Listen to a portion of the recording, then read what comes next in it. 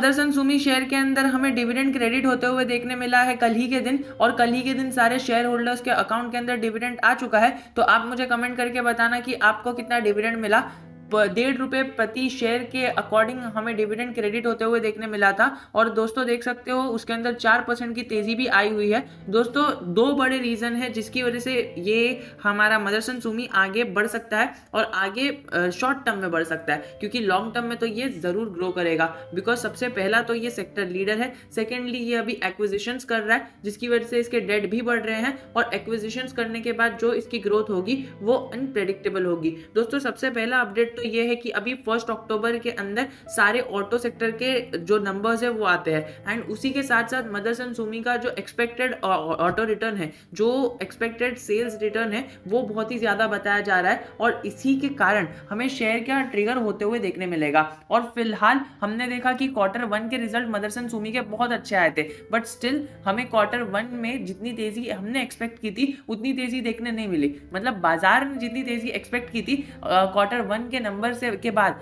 उतनी तेजी हमें देखने नहीं मिली शेयर में। तो ये एक्सपेक्ट अभी बाजार कर रहा है कि Q2 के रिजल्ट आने के बाद हमें जो Q1 की जो कसर थी बाजार के अंदर वो निकलते हुए देखने मिल सकती है, और Q2 के अंदर बड़ी तेजी आने की संभावना है Q1 की तेजी को भी लेकर। क्योंकि अगर आप 6 महीने के चार्ट पैटर्न में अगर नजर डालो तो देखो ये जो इस टाइम पर आया था ना, इस टाइम पर जब Q1 का रिजल्ट आया था आउटस्टैंडिंग आया था, लेकिन फिर भी हमें एक साइडवेज पैटर्न मदरसन सुमी के अंदर देखने मिल रहा है, और 6 महीने में ये एक ही साइडवेज में घूम रहा है, और ये रेजिस्टेंस को ब्रेक करके सीधा ऊपर जाएगा, और सीधा टारगेट, सबसे पहला टारगेट ये हमें 300 का ही देखने मिल रहा है, और ये 300 के टारगेट को शॉर्ट टर्म में अचीव कर देगा। बिकॉज 3 से 4 रीजन मैंने आपको बताया। सबसे पहला रीजन तो ये है कि अभी इसके ऑटो के नंबर्स आ रहे हैं, और वो एक्सपेक्टेंसी ज्यादा है, बिकॉज अभी नवरात्रि आ रही है, और अभी गणेश चतुर्थी आके गई, और अभी दिवाली आने वाली है। तो auto sector is always boom in the Diwali industry. दोस्तों वीडियो में आगे बढ़ने से पहले जरूर कहना चाहूंगा,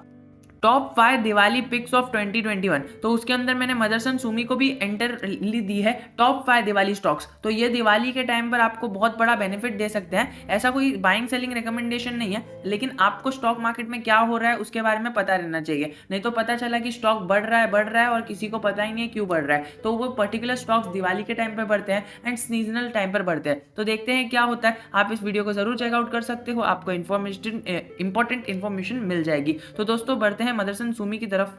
मदरसन सुमी के शेयर के अंदर हमें तेजी जरा भी देखने नहीं मिल रही है, और वहीं पर अगर हम देखें इसका जो जून क्वार्टर का रेवेन्यू आया था वो पिछले साल के रेवेन्यू से 88% ज्यादा बढ़ोतरी होते हुए देखने मिली थी। यानी सेल्स में डबल होते हुए, ऑलमोस्ट डबल हमें सेल्स होते हुए देखने मिली। यानी पिछले जून क्वार्टर में जो 2020 का जून क्वार्टर था उसके अंदर जो मदरसन सुमी के सेल्स थी वो थी अराउंड 9,000 की, और अभी हमें देखने मिल रही है 16,000 करोड़। तो वो पूरा 88% की उसके अंदर तेजी आई है।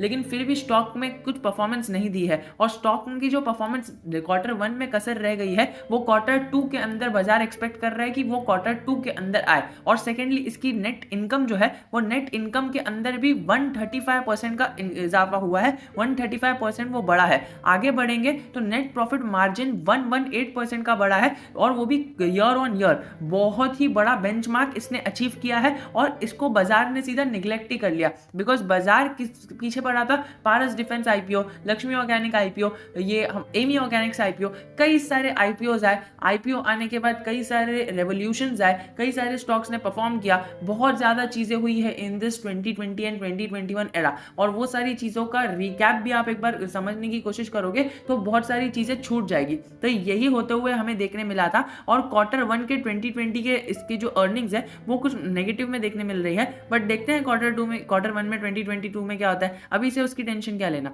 लेकिन मैंने ये जरूर बताया है निफ्टी ऑटो का बड़ा दिग्गज शेयर है, प्लस जो नंबर 1 शेयर है हमारे मार्केट लीडर का, तो मार्केट लीडर शेयर वो भी आपको सिर्फ 200-300 रुपए में मिल रहा है। वो एक खराब सौदा नहीं है। बिकॉज अगर आप पूरे मार्केट में देखो ना तो आपको मार्केट में एक ही शेयर मिलेगा एक्साइड इंडस्ट्रीज जो 200 रुपए से कम है। बाकी सारे शेयर्स आपको है ना ये सेक्टर लीडर से महंगे ही मिलेंगे। तो आपको सेक्टर लीडर स्टॉक मिल रहा है, प्लस एवरग्रीन ग्रोइंग स्टॉक मिल रहा है, प्लस अभी एक्विजिशन होने वाला है जिसकी वजह से स्टॉक आगे बढ़ेगा, प्लस आपको स्टॉक की प्राइस भी कम मिल रही है। तो और क्या चाहिए आपको इसके अंदर, मुझे नहीं पता। Motherson Sumi is always been a good pick for us. अगर आप देखो देखो तो एक्विजिशन की न्यूज़ 1 महीने पहले आई थी और वो एक्विजिशन की न्यूज़ के सहारे स्टॉक कितना अच्छे से परफॉर्म करने की संभावना है। जैसे ही एक भी न्यूज़ आती है एक्विजिशन की, तब वो शायद ट्रिगर हो सकता है पॉइंट आने वाले टाइम में। अगर आप देखो तो उसकी वजह से उनकी बोरिंग्स में भी बढ़ोतरी हो रही है, लेकिन वो चलता है, वो शॉर्ट टर्म बोरिंग्स है, वो इनकी खाली एक्विजिशंस के कारण तो बोरिंग्स लेनी ही चाहिए और डेफिनेटली लेनी चाहिए। स्टॉक के प्राइस से थोड़ी ना होगा।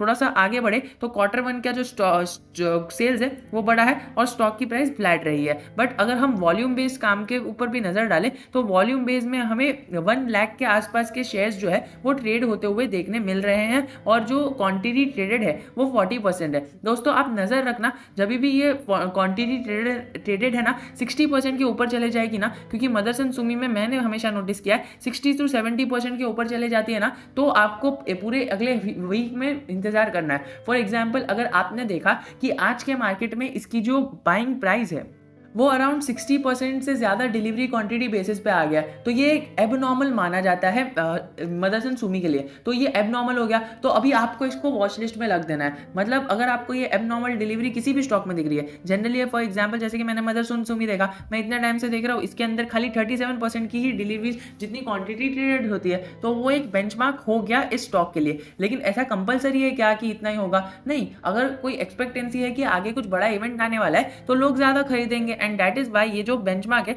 ये टूटते हुए देखने मिलेगा एंड एक एबनॉर्मल परसेंट दिखेगा 90%, 80%। तो वो बहुत ज्यादा हो जाता है ना, तो आप समझ जाना कि आने वाले एक दिन में या फिर एक हफ्ते में या फिर एक महीने में या फिर एक क्वार्टर में कुछ ना कुछ बड़ा हो सकता है। तो दोस्तों ये एक टिप थी, आपको देनी थी, मैंने पिछले वीडियो में भी दी थी एंड इस वीडियो में भी मैंने दे दिया है। और अगर आप देखो तो इसके जो शेयर्स है वो भी अच्छे खासे ट्रेड हुए हैं, 52 वीक हाई के आसपास ट्रेड कर रहा है और 52 वीक हाई को ब्रेक करके ये आराम से चले जाएगा क्वार्टर 1 के आने के बाद, क्वार्टर 2 के आने के बाद। इसी के साथ दोस्तों चलिए वीडियो को एंड करते हैं। एंड वीडियो को एंड करने से पहले जरूर कहना चाहूंगा कि सेंसेक्स हमारा 50,000 से 60,000 पहुंच गया, 10,000 पॉइंट्स जो है वो अप है and with in the time frame of just 8 months. तो इतना बड़ा बेंचमार्क अचीव करने के लिए कौन से टॉप 5 स्टॉक्स है जिसने सेंसेक्स को हेल्प किया इतना ऊपर जाने के लिए, और कौन से टॉप 5 स्टॉक्स है जिसने सेंसेक्स को नीचे खींचा 60,000 तक पहुंचने से नहीं, तो वो कौन से लेगार्ड्स थे और कौन से टॉप गेनर्स थे, वो सारी चीजें मैंने ना वीडियो में एक्सप्लेन की है। तो आप वो इधर क्लिक करके देख सकते हो और हमारे चैनल पे जाके भी देख सकते हो। तो until then we will be meeting in a next video. Until then जय हिंद, जय भारत।